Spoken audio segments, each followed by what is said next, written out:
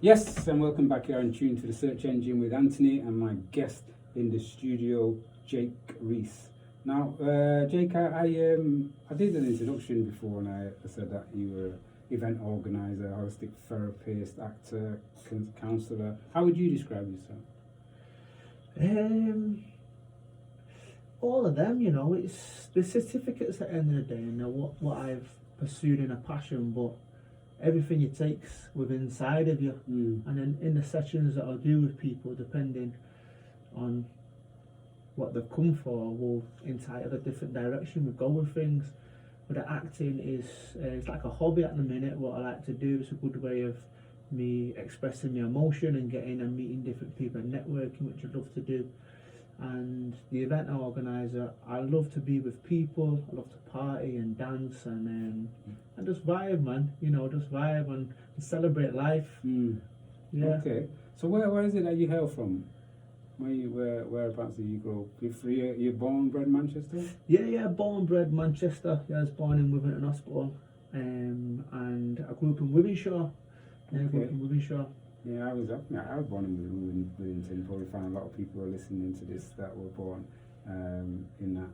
And I went to school in Withenshawe as well. I went to school which one? Yew Tree High. It probably was knocked down by the time you grew up. It's now a college. It's Manchester College. Is it Moore Road, Moore Lane, something like that? Just off Cell Road. Yeah. I don't live too far from the college. Yeah, that used to be Yew Tree High School, and then it changed to Arden College, and now it's part of Manchester College. So did you go to school down there? Yeah, I actually went to Manchester College. They did personal training at the Manchester College course. Yeah. So what school did you go? I went to Green Lane. That was in Timperley. It's now Altrincham College of Arts. Yeah. I didn't know that. And what was school like for you? School was good, man. School was good. I was, to be honest, as a bit of a class clown. Okay. You know, quite loud. I loved anything hands-on, art, PE. You know, anything that was expressive. I was good at maths. English wasn't a strong point. You know, English wasn't a strong point for me. But school was good, man. I enjoyed it. Like we probably all say, I wish we'd done a little bit better and listened more. Yeah. So it was that hindsight thing, isn't it? But when you were there then at school, and you know, sometimes that's the time where we just dream a lot. You know, of what we want or how things could be.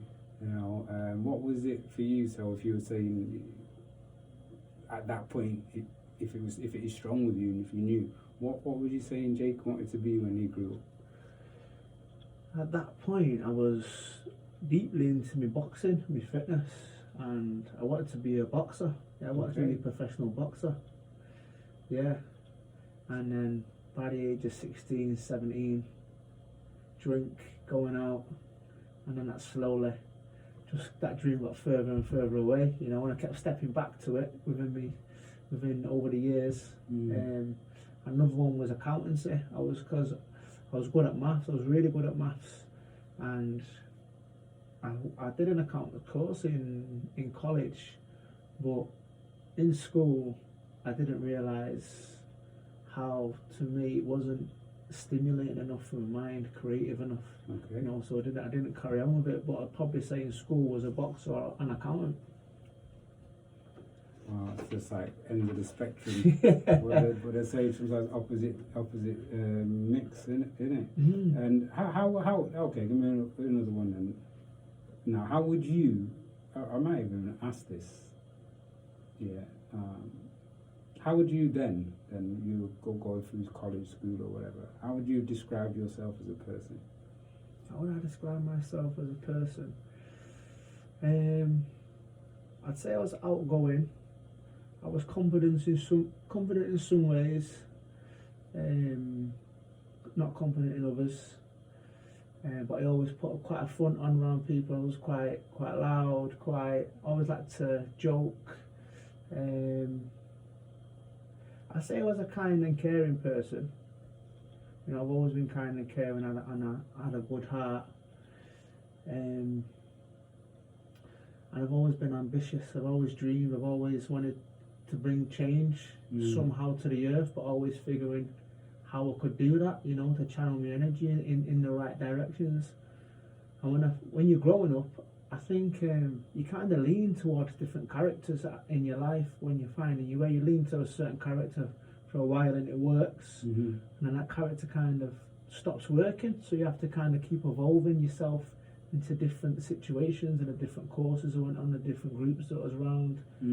And I'd probably only say it's the last few years that have really come into my own, the last 5 years.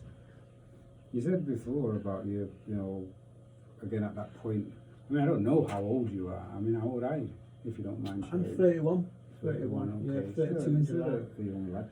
Yeah. And when I say that, I can say that in the sense of, you know, how you would be in relation to me. Do you know what I mean? I don't think you're old enough to be my grandson, but you're definitely old enough to be my son. Do you know what I mean? So I think I can call you young because of that. But in relation to feeling the need to, like, say, to look deeper into yourself, you talked before about at that stage of going from the boxing and having the ambition to do the accountancy and then going into partying, drinking and things like that. So in relation to feeling that to look, I need to change now, I need to look a bit deeper. What was the kind of like trigger? How did that come about? Was it like somebody you spoke to, something you seen, something happened to you? It was a build up of different things. So from age of about 21, 20, I got into events work, and one event led to another, and it become quite successful. Doing once a month, it was a hobby, which was nice. I enjoyed. I had a bit of free time, you know, and then it was one every 2 weeks in 2 different clubs. One of them's Bijou, one was Suede. I think it's called History now. And then I got a Saturday at Avicii, so then it was 6 events a month, and it just become my life. I'd get up, I'd go out, do the events, I'd get home and it's planning for the next one, you know. But I got sucked into the culture, the drinking, the after partying, you know. You kind of have to have that reputation on the scene that you've got the good after parties that people want to come to, so then they come to your next event. You know, you always feel obliged to say, I lived in town at the time, come on, everyone can come back to mine. You know. So it's a party all night. Yeah, and it become that regular thing where I started to get into pleasing people. I was people pleasing a lot, you know, but I enjoyed it, don't get me wrong, I had some amazing times.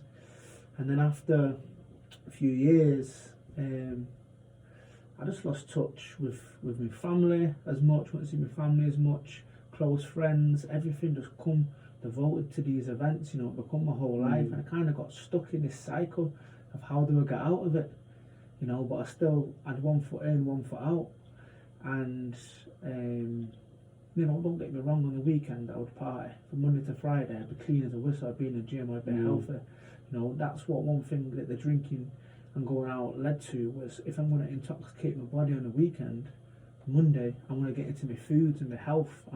It was a positive impact as well on my life, because it made me look how I can detox myself through the week, so I'm ready to go for the next weekend.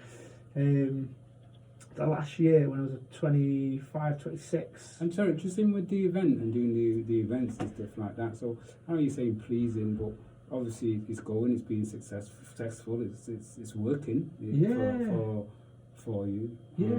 What were there any situations then, in testing situations during that? Because obviously doing events and club nights, you know, there's a lot involved in that. When someone says an event organizer, that's you know, there's a lot involved in that. Yeah.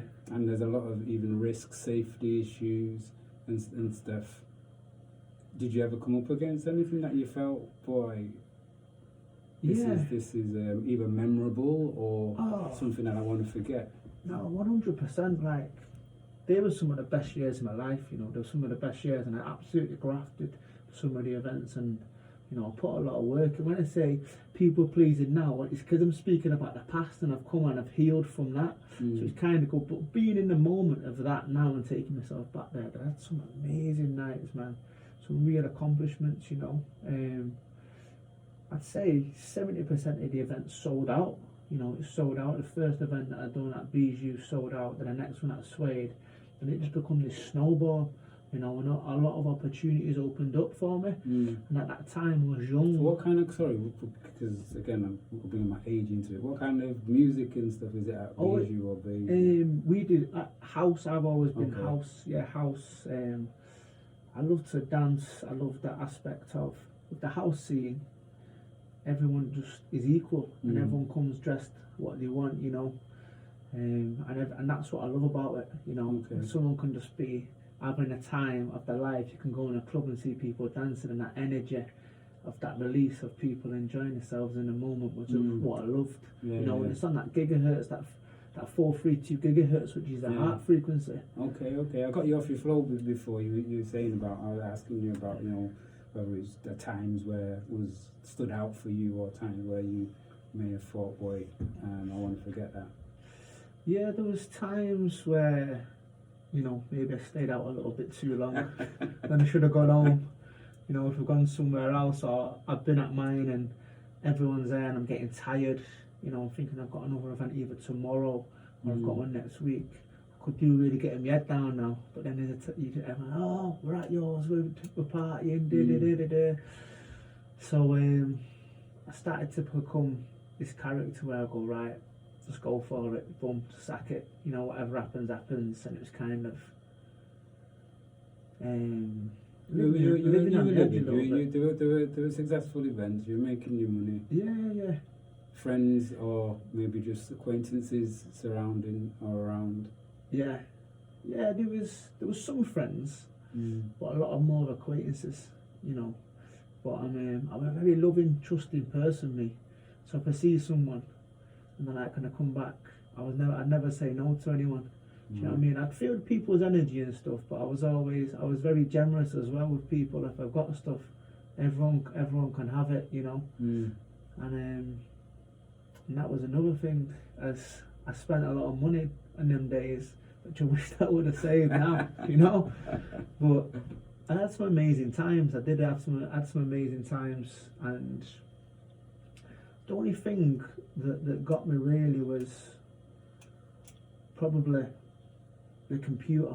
I spent so much time at the computer, 10 hours a day maybe, at the computer from Monday to Friday, working, and the only time to go out, I'd go to the gym, and I'm back on the computer, and then I'd socialise when I go to the events, you know. But that wasn't enough for me. My soul was getting unhappy the more and more that was happening. I want getting out in nature. I want spending time with friends and family, and just let everything was just about the events, you know.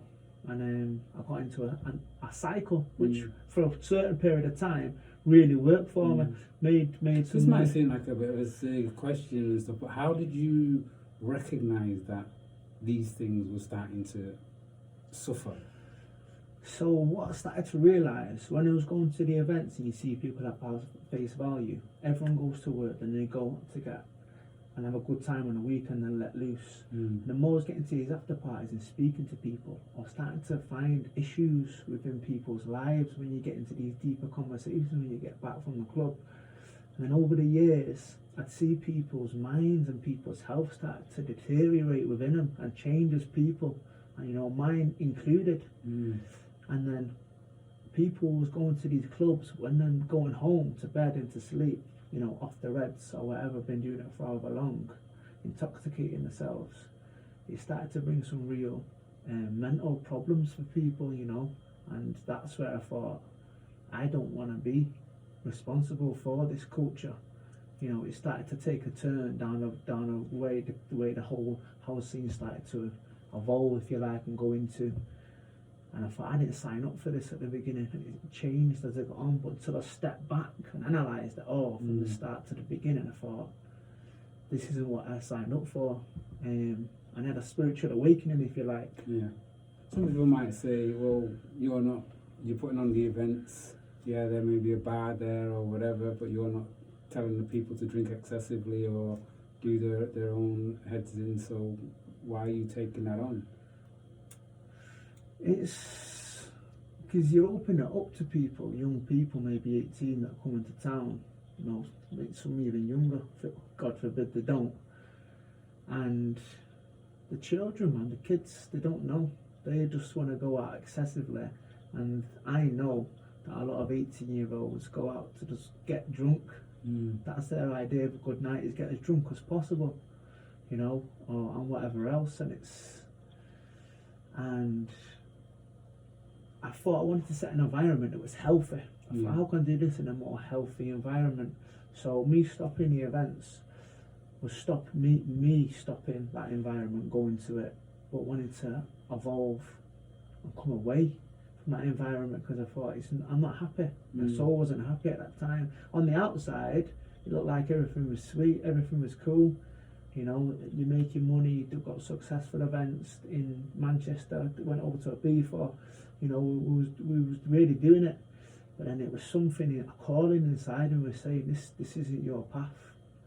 You know, and it took me a long time to make that decision. Boom. And it made a few things from the universe to come and go, now time's to stop and move away from this. Wow. I want to go into we're going to go into the moving and where and how that evolved and whatever, but change, you know, when people are used to things and are gaining something, happiness, or to think that they're at a happy place, of as so many people must have been attending your events and being able to stay over at your house afterwards and stuff like that. If you gave them breakfast in the morning, probably made them come even more, do you know what I mean? But you know, how were some of those? If they're acquaintances, they probably can say something and you just ignore what they've got to say. But if some were considered to be friends and you were saying, boy, I've had enough, this isn't for me, did you get a lot of, Jake, what you doing, or was more of an encouragement to say, yeah, man, you do and go what you need to do?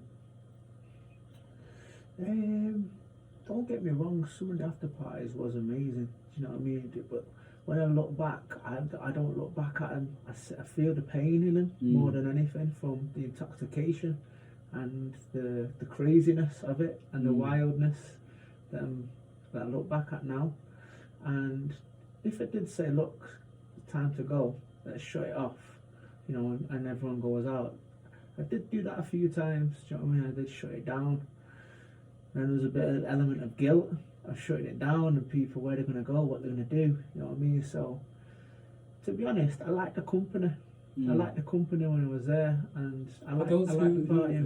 Who were with around you and knew and enjoying it as well with you, when you decided to make your change and say, well, this is the road that I'm choosing now, were they supportive of the change that you made for the most part?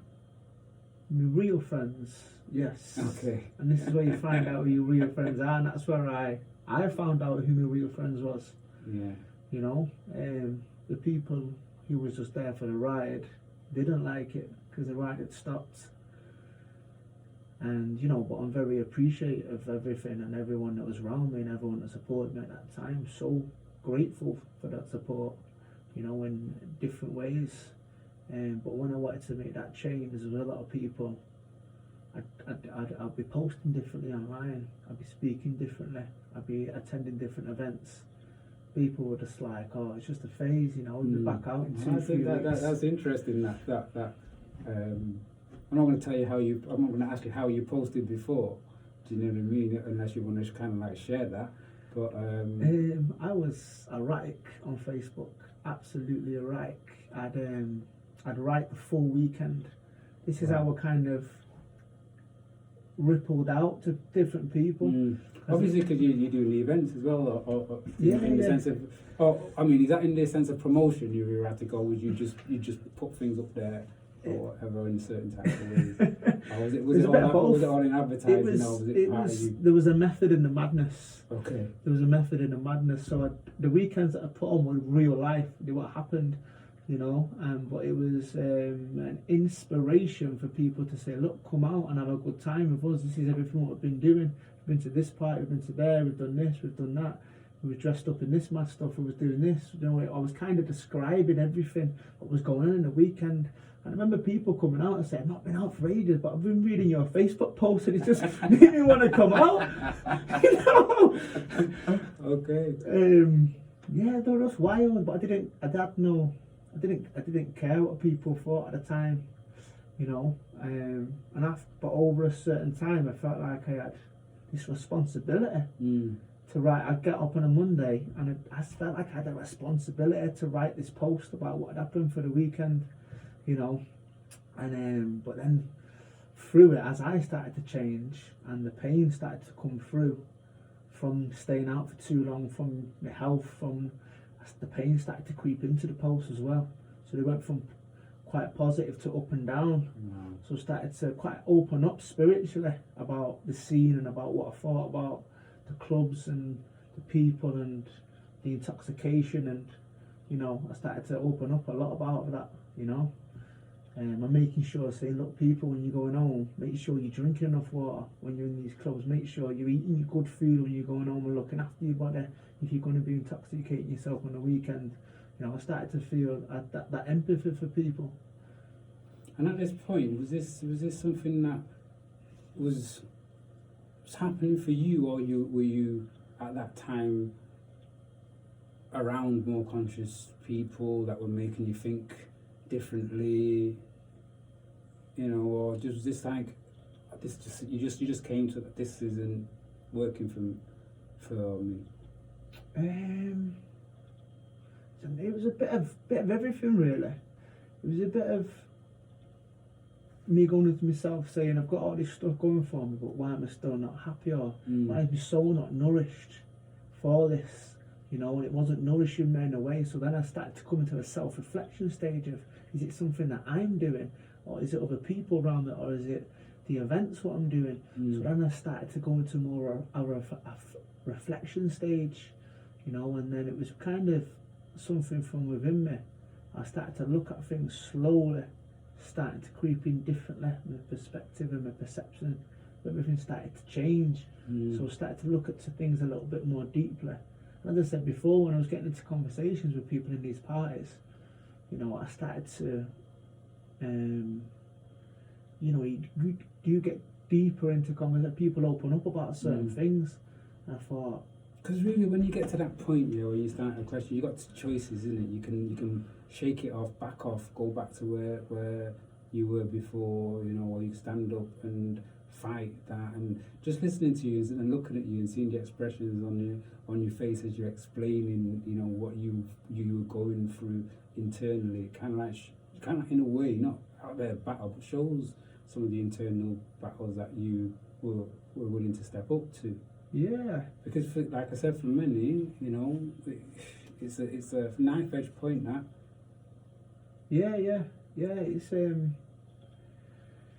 yeah, I had to put a brave face on, I had to put armour on, and going out and carry it on. It's like I was flying a flag for certain people, and I did have to put a brave face on and go out and just battle through it, you know. And I remember some nights I used to lock myself in the office. Yeah, people would be coming in from off Liverpool, Leeds. Do you want a bit of this? Do you want a bit of that? Do you want to get on it with us? Have a drink. So sometimes I'd sit in the office and I just think I needed to just come away from it to just get my head together, because if I'm out there and someone says, look, I'm just coming out down here to see, and I'll have this night, have a drink, have a shot, have this, and I just had to say nah, because, you know, I don't want to, I had to just back away sometimes. But then sometimes I think, you know what, I love this tune's just come on, boom, I'm getting out and I'm on the dance floor, and then I'll be bumping in it and it'll be just off again, you know. Yeah. But yeah, I was having some internal battles as well with, should I be doing this? Is it right?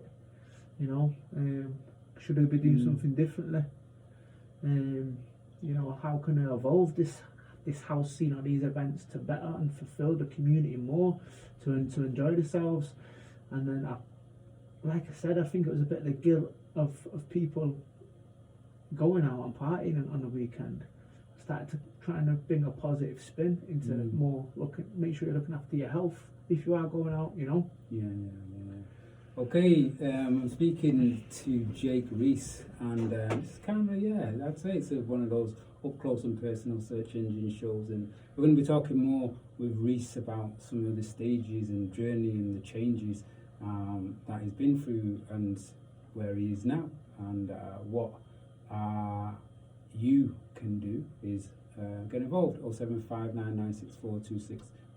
We'll be right back.